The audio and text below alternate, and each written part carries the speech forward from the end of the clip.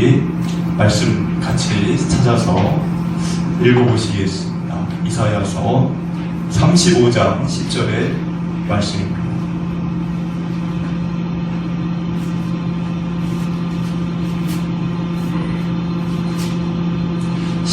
말씀, 35장 10절 말씀을 함께 읽어보시겠습니다.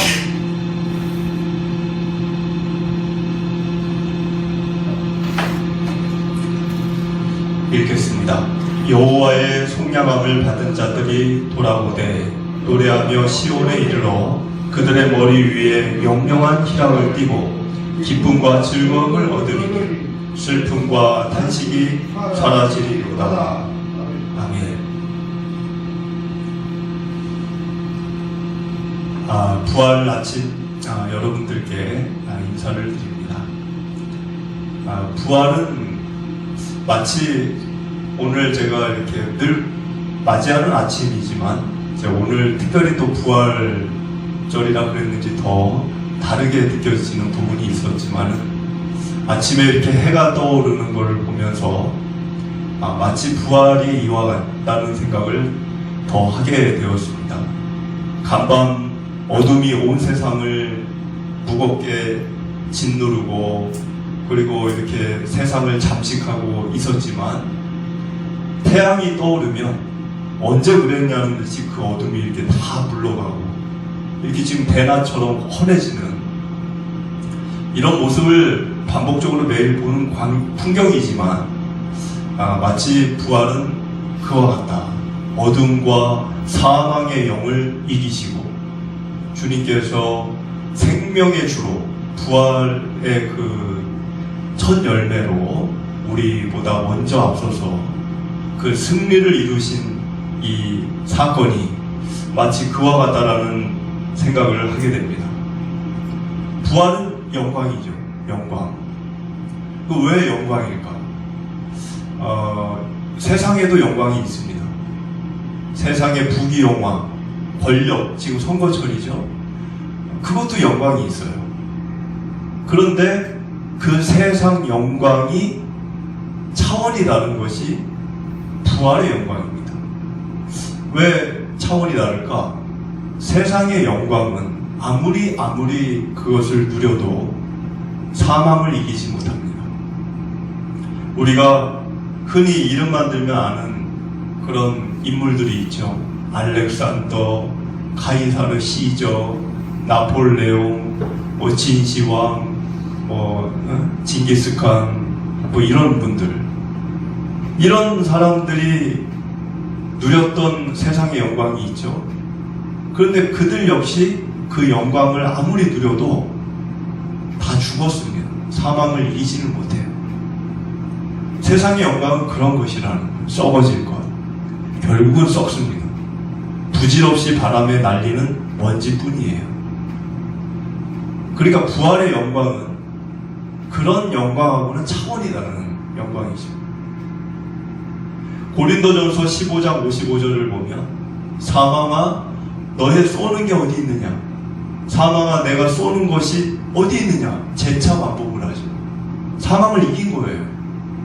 부활 그 다음 다다음 절이죠. 15장 57절에 우리 주 예수 그리스도로 말미암아 우리에게 승리를 주시는 이 승리가 뭘까요? 죽음을 이기는 승리를 얘기하는 겁니다. 여기서는 명확하게 알아야 되는 게 몸의 죽음을 얘기하는 거예요. 로마서 8장을 볼까요? 그게 써있죠. 그리스도 예수를 죽은 자 가운데서 살리신 이가 너희 안에 거하시는 그의 영으로 말미암아 너희 죽을 영이 아니고 너희 죽을 몸도 살리시리라. 우리가 몸의 부활을 믿는 겁니다. 이단들은 영의 부활을 얘기해요. 그러니까 헷갈리면 안 됩니다. 물론 우리가 예수님을 받아들이고 복음을 접하면 우리 영이 살아나요. 영혼이 생명을 얻는 거죠. 그러나 지금 부활절날 우리가 얘기하는 부활은 몸의 부활을 얘기하는 거예요. 그거를 혼동하면 안 됩니다. 로마서 6장 5절을 보면 만일 우리가 그의 죽으심을 본받아 연합한 자가 되었으면 또한 그의 부활을 본받아 연합한 자가 되리라.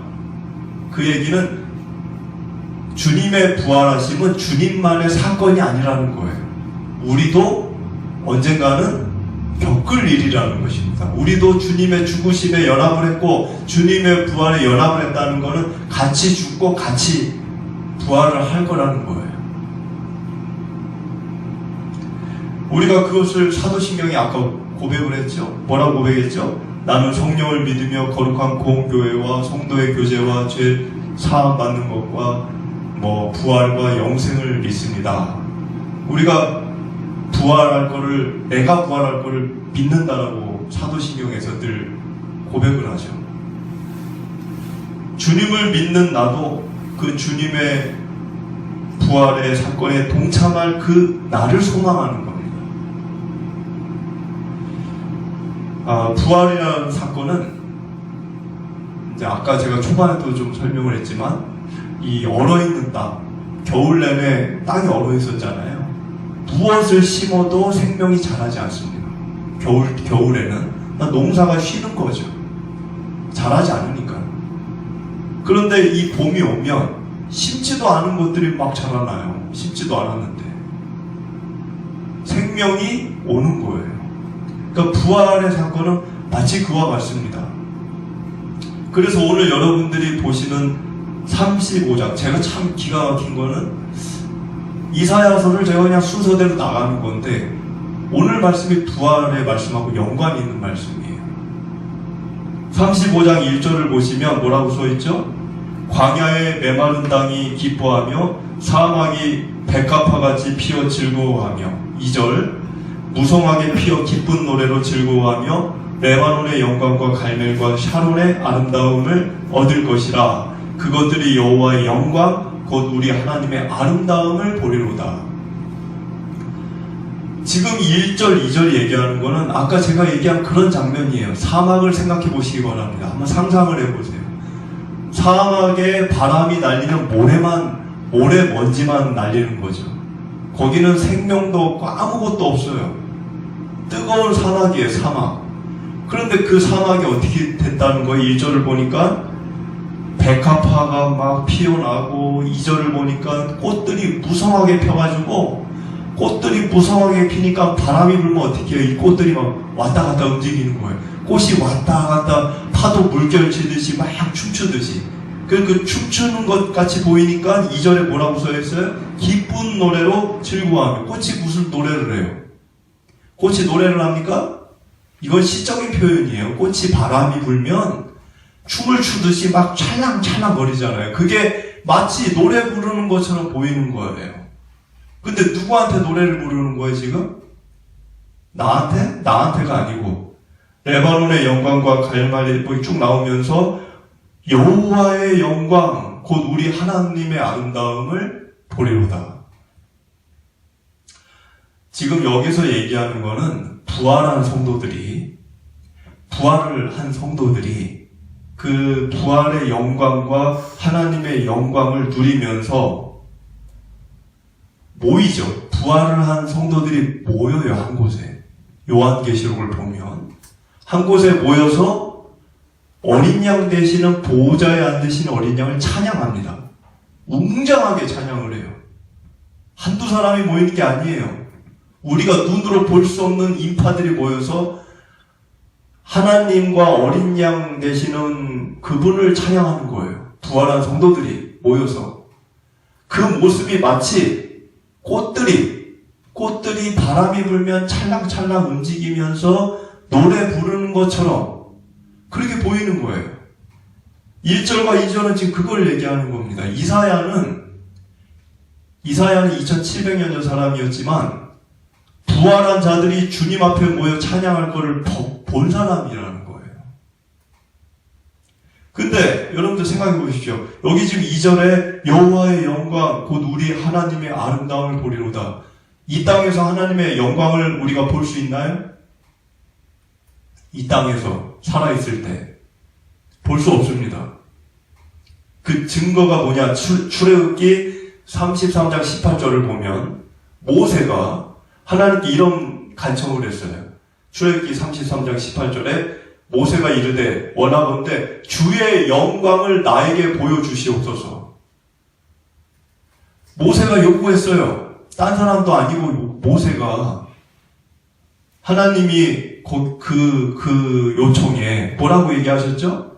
출애굽기 33장 20절에 이르시되 내가 모세 너가 내 얼굴을 보지 못하리니 나를 보고 살 자가 없습니다. 하나님의 형상 자체가 영광이에요. 하나님의 모습, 하나님의 얼굴이 영광 자체예요. 그런데 그거를 하나님의 영광을 볼 수 있는 사람이 없어요, 이 세상에. 근데 지금 2절에, 본문 2절에 여호와의 영광 곧 우리 하나님의 아름다움을 보리로다. 이건 언제 가능한 거예요? 살아있을 때가 아니에요. 살아서는 이거를 누릴 수가 없어요. 부활을 하고 주님 앞에 모였을 때 그 보호자 되시는 하나님의 어린 양 되시는 그분 앞에 우리가 서게 될 때 그때 우리가 하나님의 그 영광을 온전히 바라보게 되는 역사가 일어나는 겁니다. 그럼 2절에 레바논은 뭐고 갈멜은 뭐고 샤론은 뭐냐? 여러분 레바논이라는 거는 여러분들이 잘 알다시피 백향목에 해당하죠.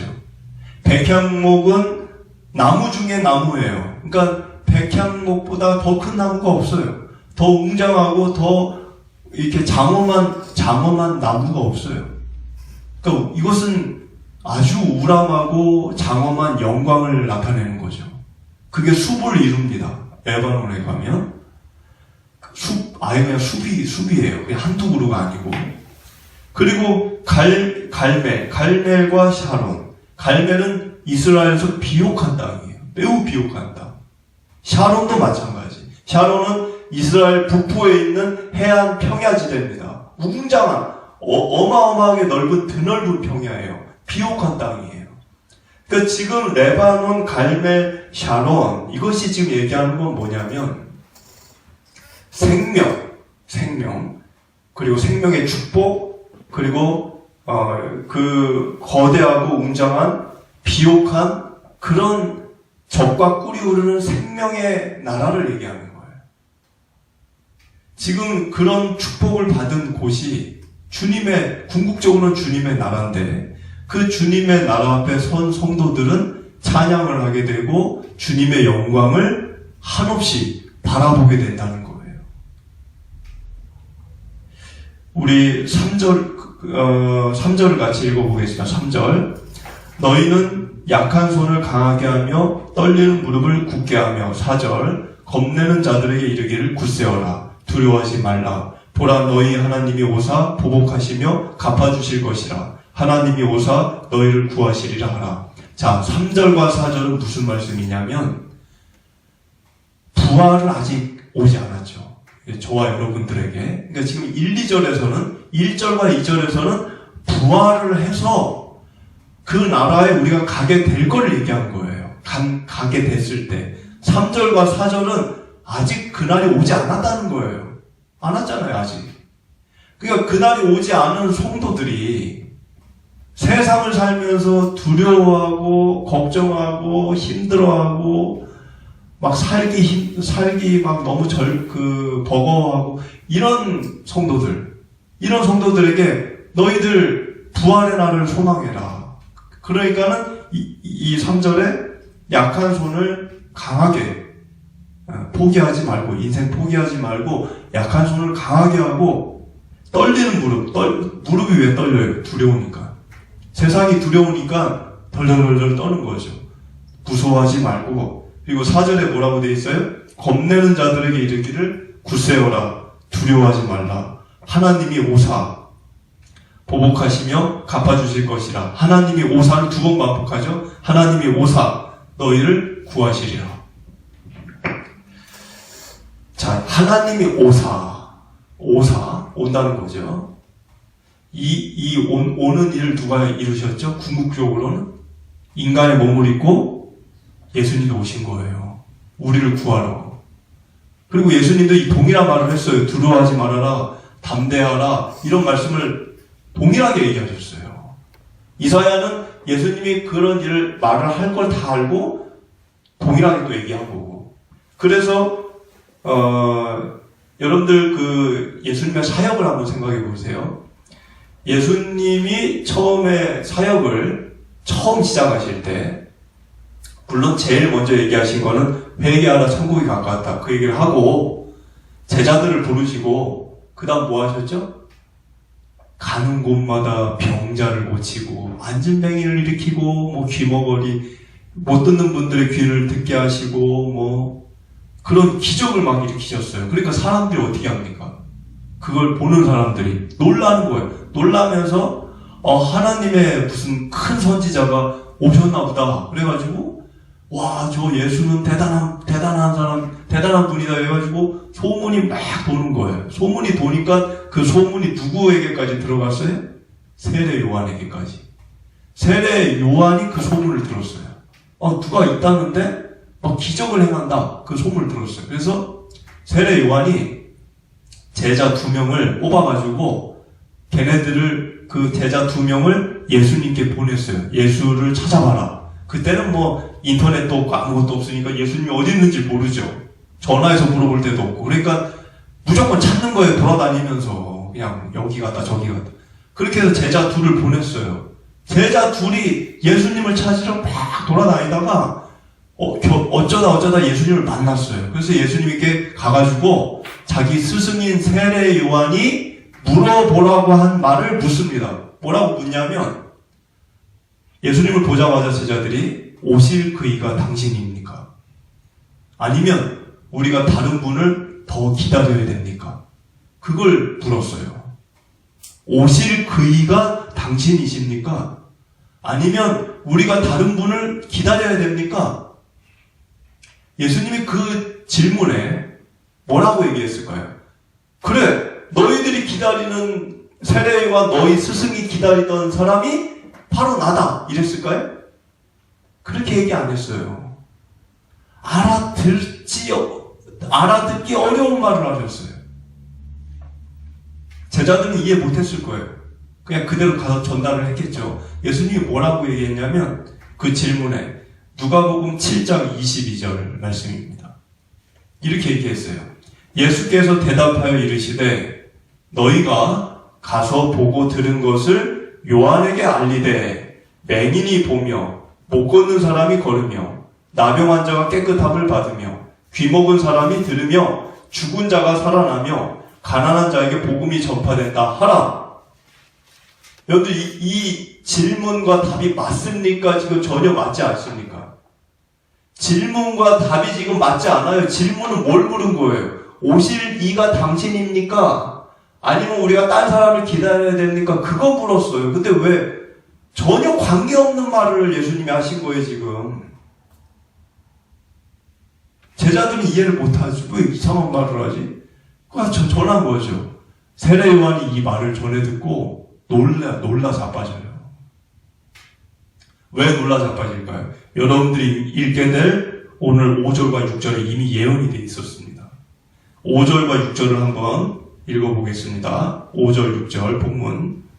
그때 맹인의 눈이 밝을 것이며 못 듣는 사람의 귀가 열릴 것이며 6절. 그때 저는 자는 사슴같이 뛸 것이며 말 못하는 자의 혀는 노래하리니 이는 광야에서 물이 솟겠고 사막에서 시내가 흐를 것이니라.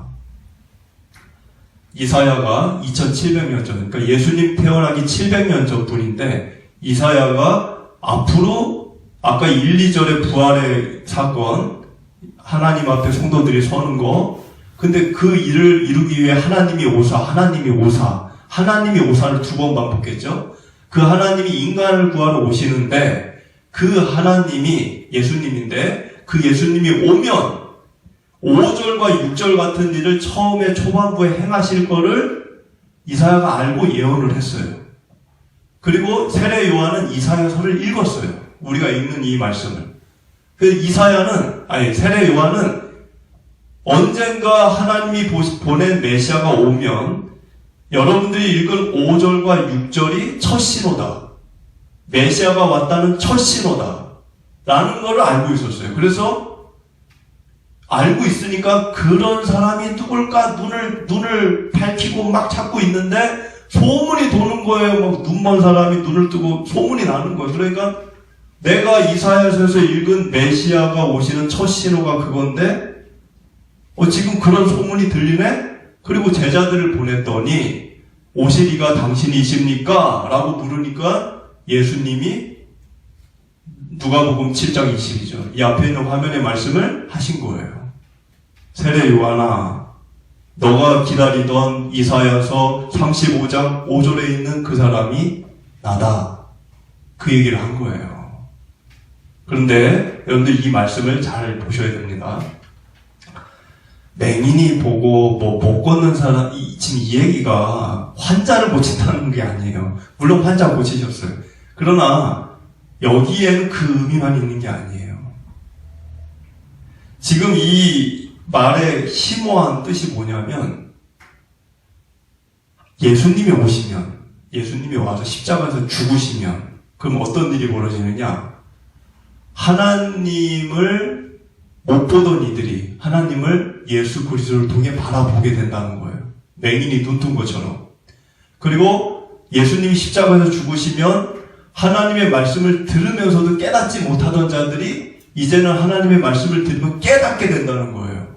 그리고 이전에는 하나님을 향해 나아가지 못하던, 걷지 못하던, 하나님을 향해 인생의 길을 가지 못하던 자들이 예수님이 십자가에서 죽으시고 나면 하나님을 향해 온전히 그 길을 걷게 된다는 거예요. 지금 그걸 얘기하는 겁니다. 궁극적으로는. 그래서 주님을 경험하고 만나면, 그리고 그분을 알게 되고 그분의 말씀을 깨닫게 되면 생명의 역사가 일어나는 거예요. 그러니까 병자가 고쳐지는 것도 건강을 회복하는 거죠. 그러니까 생명이 온전해지는 거죠. 마치 그처럼 주님의 말씀이 들려지고 하나님이 바라봐지고 그분을 깨닫게 되고 그러면 영적으로 못 듣고 못 일어서고 영적으로 망가지고 무너진 사람들이 생명으로 온전해지는 역사가 앞으로 일어날 거라는 거예요. 예수님이 얘기한 거는. 그리고 실제로 그 일이 일어났습니까? 안 일어났습니까? 일어났죠. 교회가 세워지고 온 세상 만방에 그리스도가 전해지면서 죄와 저주와 사망의 모든 영들이 지금도 전쟁 중이긴 하지만 물러가기 시작하는 역사가 일어난 거예요. 그 일을 위해 부활의 첫 열매가 되신 겁니다. 우리 7절을 같이 읽어보겠습니다. 뜨거운 사막이 변하여 못이 될 것이며 메마른 땅이 변하여 원천이 될 것이며 승냥이에 눕던 곳에 풀과 갈대와 부들이 날 것이며. 여러분들 이 말씀을 깊게 읽어야 돼요. 깊게. 지금 보면 7절에 예수님이 그 일을 이루시면, 그러니까 예수님이 이 땅에 오셔서 십자가에서 죽으시고 주님의 나라를 전하고 복음을 전하고 그러면 아까 같이 못 보던 이들이 하나님을 보게 되고 못 듣던 이들이 하나님의 말씀을 깨닫게 되고 그런다 그랬잖아요. 그래서 교회들이 세워지고 그래서 믿는 이들이 세상에 막 퍼지기 시작하면 7절처럼 어떤 일이 일어나느냐, 사막이 변해서 연못이 되고, 그러니까 사막이라는 거는 죄와 저주 가운데 있는 죽어있는 이 세상을 얘기하는 거예요. 죽어있는 이 세상, 생명이 없는 그런 이 세상이 못이 된다. 못은 우리 주보의 앞면을 보면 물된 동산이라고 써 있어요. 그 물된 동산이 뭐냐면 예수님이 생수세요. 예수님이 나는 생수다. 그러셨죠? 그래서 예수님이 생수의 원천이신데 그 주님 곁에 머무는 거죠. 물된 동산. 예수님이 내 삶 곁에 있는 거예요.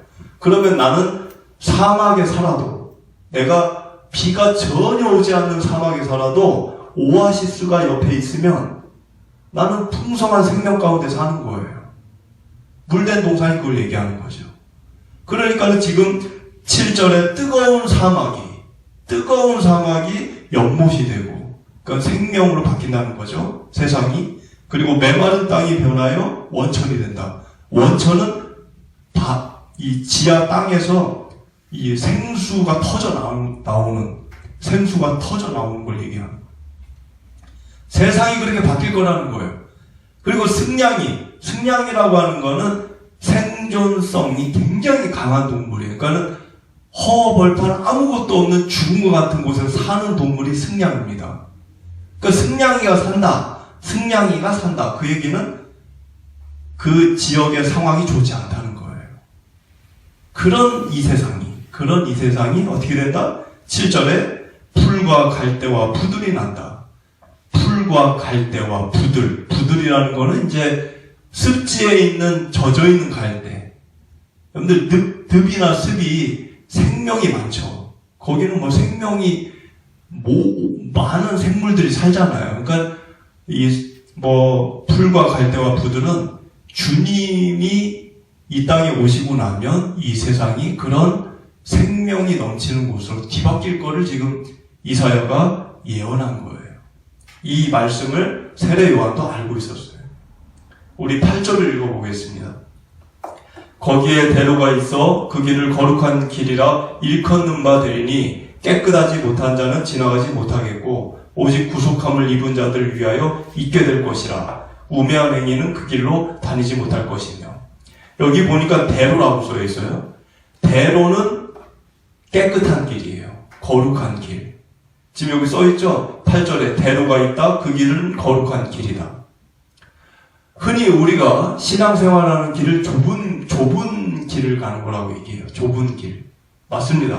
좁은 길이에요. 그런데 왜 대로입니까? 왜 그런데 8절에 대로예요? 처음에는 좁아요. 그런데 가면 갈수록 이 길은 점점 넓어지는 길입니다. 나중에 우리가 하나님의 나라에 가면 완전한 대로예요. 처음에는 좁아요. 근데 세상의 길은 어떻습니까? 세상의 길은 처음에는 넓어요. 근데 가면 갈수록 이 길이 좁아집니다. 좁아져서 결국에는 사망의 길로 이어져요. 그게 다른 거예요. 그래서 8절에 대로, 큰 길, 대로를 얘기한 거고 그 길은 거룩한 길이다. 깨끗하지 않은 자는 지나갈 수 없다. 이 깨끗하지 않다. 이 말은 도덕적, 윤리적으로 깨끗한 걸 얘기하는 게 아니에요. 물론 그거를 포함하는 거지만 그거를 얘기하는 게 아니라는 거예요. 깨끗한 거는 예수님을 통해서 죄사함을 얻고 구원함을 받은, 그래서 8절에 뭐라고 써있죠? 오직 구속함을 입은 자들을 위하여 있는 길이라는 거예요. 오직 구원함을 입은 하나님이 오사. 아까 하나님이 오사 뭐 때문에 오신다 그랬죠? 구원하러 오신다 그랬죠? 그 구원함을 받은 이들이 가게 되는 그 길이 대로라는 거예요. 그 길은 거룩한 길, 깨끗한 길. 9절을 읽어보겠습니다. 거기에는 사자가 없고 사나운 짐승이 그리로 올라가지 아니하므로 그것을 만나지 못하겠고 오직 구속함을 받은 자만 그리로 행할 것이며. 거기라고 하는 거는 우리가 부활한 이후에 궁극적으로 가게 될 하나님의 나라를 얘기하는 거예요. 하나님의 나라에 뭐가 없다? 지금 사자가 없다. 사자가 뭘까요? 베드로전서 5장 8절에 보면 마귀가 우는 사자처럼 우리를 삼킬 자를 찾는다고 했습니다. 여기 있는 사자는 마귀를 얘기하는 거예요. 그런데 지금 9절에 거기에는, 하나님의 나라에는 그 마귀가 없다는 거예요. 그리로 올라가지 못한다는 거예요. 그 짐승이 올라갈 수 없죠. 저 아래 지옥에 있으니까. 그것을 만날 일도 없어요. 그러니 죄와 사망이 없어요. 고통도 없고 우리가 인생에서 겪는 희노애락, 생로병사 없어요. 그리고 9절을 보니까 오직 구속함을 받은 자만 거기를 갈 수 있다는 거예요. 오직 구원함을 받은 자만이. 10절을 읽어보겠습니다. 여호와의 성량함을 받은 자들이 돌아오되 노래하며 시온에 이르러 그들의 머리 위에 영영한 희락을 띠고 기쁨과 즐거움을 얻으리니 슬픔과 탄식이 사라지리로다. 여러분들 여기가 10절을 보면 분명히 뭐라고 써있냐면 영영한 이렇게 돼 있어요. 영영한이라는 건 뭐예요? 영원한 기쁨, 영원한 즐거움, 영원토록 슬픔과 탄식이 없는 곳. 거기가 어디입니까? 이 땅이 아니에요. 이 땅에 그런 곳이 어디 있습니까? 지금 10절이 명확하게 얘기하는 거는 주님의 나라라는 걸 분명히 밝히고 있는 거예요.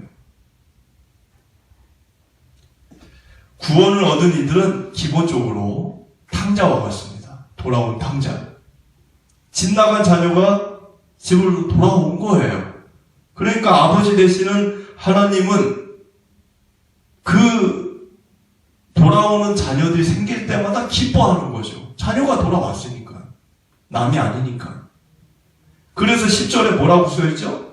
구원을 얻은 이들을 돌아왔다고 얘기하죠, 지금. 돌아왔다. 그냥 왔다는 게 아니라 돌아왔다.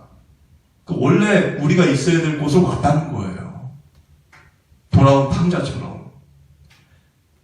그리고 그런 자녀들이 돌아오면 자녀들도 한없는 기쁨에 사무쳐서 찬양을 하고 즐거운 가운데 영원히 그 희락을 누리게 된다는 거예요. 주님이 이 일을 이루기 위해, 이걸 이루기 위해 주님이 이 땅에 오신 거고, 고난주간 때 고난을 받으신 거고, 부활을 하신 겁니다. 그렇기 때문에 주님의 부활은 주님만의 승리가 아니에요. 그분만의 승리가 아니에요. 우리의 승리입니다. 왜? 우리가 주님의 뒤를 따라 그 영원한 나라를 뒤따라 들어갈 것이기 때문에 우리의 승리고, 우리의 기쁨이고, 우리의 환희지, 주님만 부활하셔서 축하합니다, 주님. 그게 아니라는 거예요. 여러분들은 이 부활의 날이 기쁘십니까? 주님만의 사건이라고 생각하면 기쁨이 없을 수도 있어요. 왜? 나하고는 관계없는 일이라고 여겨지니까. 근데 성경은 누누이 분명히 얘기하는 거는 우리에게 일어날 일이고, 우리보다 먼저 주님이 첫 열매라는 거는 여러분들은 두 번째, 세 번째, 네 번째 열매가 된다는 거예요. 그 기쁨을 여러분들이 회복하시고 누리고 세상의 죄와 저주와 사망과 같은 이 고통 가운데 있는 세상의 무거운 질고의 이 삶을 여러분들이 그 부활의 기쁨으로 맞서서 이겨내시고 승리하시고, 그래서 주님의 영광 가운데 충만한 가운데 살게 되시기를 축복을 드립니다.